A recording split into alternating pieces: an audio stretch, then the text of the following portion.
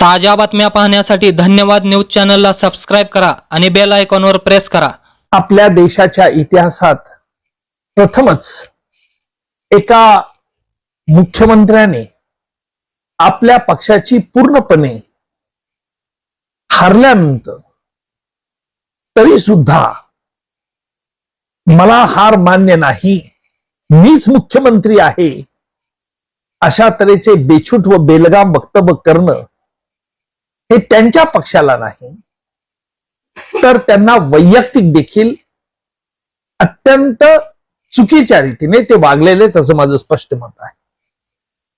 पश्चिम बंगालच्या मुख्यमंत्री ममता दीदी हे सतत पश्चिम बंगालमध्ये 15 वर्ष त्यांचा पक्ष राज्य करत होता, त्यामुळे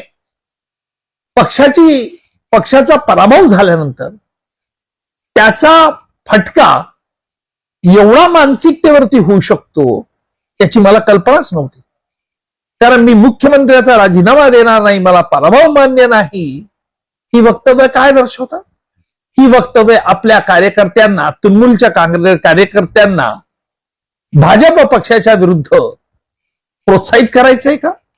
कायदा व सुव्यवस्था पश्चिम बंगालमधले बिघडायची आहे का? असे अनेक प्रश्न येतात। कारण ममता दीदी ह्या सुशिक्षित आहेत, त्यांना माहिती आहे निवडणुकीत पराभव झाल्यानंतर त्यांना पराभव मान्य नसेल तर कायदेशीर मार्ग आहे, पण त्याचा उपयोग न करता अशा तऱ्हेचं बेछूट वक्तव्य करून घटनेच्या विरोधी वागत आहात। समजा ममता दीदीच्या शहाणपणात भर पडली नाही तर राज्यपालांना, पश्चिम बंगालच्या राज्यपालांना याच्यात हस्तक्षेप करावा लागेल, तृणमूल काँग्रेसचं सरकार बरखास्त करावं लागेल आणि जे नवीन निवडून आलेल्या भाजप पक्षाच्या नेत्यांना त्यांना बोलावं लागेल आणि त्यांना सरकार स्थापनेविषयी आमंत्रण द्यावं लागेल।